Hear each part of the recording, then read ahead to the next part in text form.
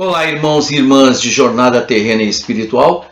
Nos encontramos mais uma vez para refletir acerca dos ensinamentos morais do Cristo, em concordância com o Espiritismo e suas aplicações às diversas circunstâncias da vida. Uma das circunstâncias da vida mais importantes na atualidade, no mundo material, é o desenvolvimento do conhecimento intuitivo. Ele pode ser definido como uma prática mesmo. Por exemplo, através do celular.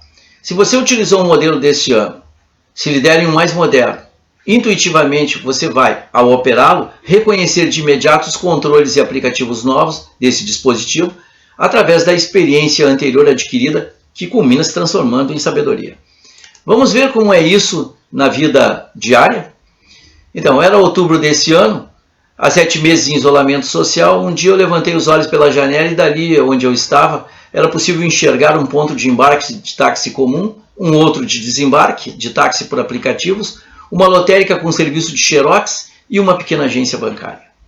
Todos os dias era possível ouvir e ver naquele local discussões as mais variadas. Algumas terminavam em agressões físicas ou não, com intervenção policial ou não. Ali embarcavam e desembarcavam pessoas que se dirigiam à lotérica para imprimir boletos bancários para pagá-los naquele local mesmo ou na agência bancária ao lado. Neste ponto também permanecia um jovem morador de rua que às vezes trabalhava como flanelinha ou carregador. Apesar de sua condição de miséria aparente, demonstrava algum tipo de cultura acima da média pela forma como abordava as pessoas e oferecia seus serviços. Era uma pessoa que, em vão, diante das atitudes agressivas de pessoas desgastadas, depressivas, ansiosas, agressivas e em vias de se contaminar pelo Covid-19 em função das aglomerações daquele local, tentava informar que, utilizando a internet, era possível receber os boletos por e-mail, pagá-los pelo celular ou computador, sem gastar com deslocamento, sem se contaminar e ainda contribuir para a redução do desmatamento, pois o papel vem das árvores, né? Eu creio que alguns aceitaram essa ideia, pois não eram mais vistos por ali. Ou talvez tenha havido a possibilidade de que tenham se contaminado, adoecido e até desencarnado, em função daquela aglomeração. No entanto, foi possível perceber que a grande maioria das pessoas continua nesse processo de táxi, lotação, carros com aplicativos, lotérica, agência bancária, brigando entre si em risco de contaminação e desencarne naquele local ali. E ainda, apesar da presença constante do flanelinha, que a gente ouvia a longa distância mesmo, aquele chato insistente que está sempre ofertando alternativas intuitivas de utilizar seus celulares e a internet. Dessa história nós podemos levantar 3 questões. As pessoas que estavam de alguma forma em risco de adoecer ou já doentes, transitando por aquele local, tinham recurso em mãos, a internet e dispositivos intuitivos, para evitar tal situação? Não é verdade que muitas vezes esse recurso, no caso celulares e internet, é utilizado para práticas do mal nas redes sociais? Quais as consequências do uso inadequado de recursos que, além de não contribuir para o nosso progresso intelectual e moral, culmina prejudicando o próximo? Nós encontramos no Evangelho segundo o Espiritismo, capítulo 24, não ponhais a candeia debaixo do alqueire, quer dizer, se você acende ou disponibiliza luz, não é para ocultar essa fonte de luz e orientação embaixo de algo, e sim deixar que ilumine o ambiente e oriente aqueles que necessitam. Então nós encontramos no Evangelho segundo o Espiritismo, nesse capítulo, a frase do Cristo: não são os que gozam saúde que precisam de médico, em resposta aos fariseus que o indagaram durante uma refeição em casa de Mateus, porque ele sentava à mesa com publicanos e pessoas de má vida.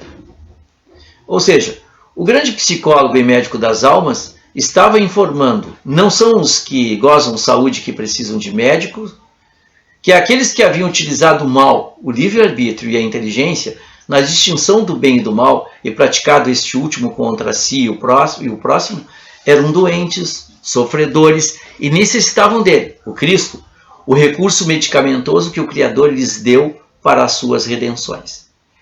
Fica melhor compreendida a justiça divina na obra de Joana de Ângeles, psicografada por Chico, cujo título é Jesus e o Evangelho à luz da psicologia profunda, No item Soberanas Leis está registrado. Ele trazia, se referindo ao Cristo, uma nova versão da realidade centrada no ser imortal, procedente do mundo espiritual e a ele volvendo, o que alternava a estrutura da justiça, que não deveria ser punitiva destrutiva, mas educativa reabilitadora. Retornando ao capítulo 24, nos itens 11 e 12, não são os que gozam de saúde que precisam de médico, Kardec comenta: essas palavras, como tantas outras, encontram no Espiritismo a aplicação que lhes cabe. Há quem se admire de que, por vezes, a mediunidade seja concedida a pessoas indignas, capazes de a usarem mal. Parece, dizem, que tão preciosa faculdade devera ser atributo exclusivo dos de maior merecimento. A mediunidade é conferida sem distinção, diz Kardec mais adiante, a fim de que os espíritos possam trazer à luz a todas as camadas, a todas as classes da sociedade, ao pobre como ao rico, aos retos para os fortificar no bem, aos viciosos para os corrigir. Não são esses últimos os doentes que necessitam de médico? Ora, comentamos aqui, se os espíritos que se equivocaram em relação às leis divinas tivessem apenas a circunstância punitiva destrutiva em sua jornada, teriam sérias e intermináveis dificuldades em se reformarem. Faltariam instrumentos que lhe propiciassem um intercâmbio maior e continuado com os espíritos do bem. Principalmente, embora havendo o orai e vigiai, o estudo sério e a vivência evangélica, a mediunidade intuitiva surge como grande recurso para que possamos nos redimir e educar sem agravar ainda mais nossa passagem terrestre. Vamos reunir os conhecimentos trazidos até agora. Logo lá no início, nós trouxemos um fato onde alguém resgatou um instrumento, celular e internet, para evitar prejuízos. E aí nós podemos chegar à seguinte conclusão para finalizar. Nós já não podemos mais alegar desconhecimento científico ou prático dos recursos disponíveis em nossa vida diária. Pois, ao compararmos aqui as tecnologias intuitivas a que nos referimos antes, com facilitadoras do progresso intelectual e moral do homem, a mediunidade evangelizada e intuitiva como recurso inestimável disponibilizado por Deus para que, apoiados pelos espíritos superiores, ultrapassássemos os resgates, fazendo todo o bem ao nosso alcance, amando o nosso próximo, para em conjunto chegarmos à perfeição e felicidade.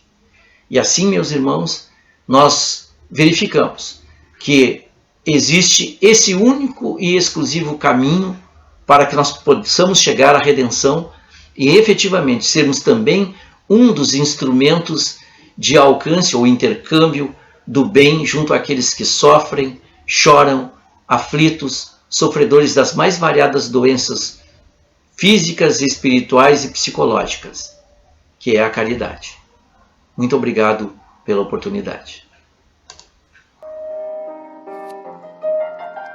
Quero mais. Palestras curtas da UD Partenon. Curta, compartilhe e comente. Inscreva-se no canal da UD Partenon do YouTube.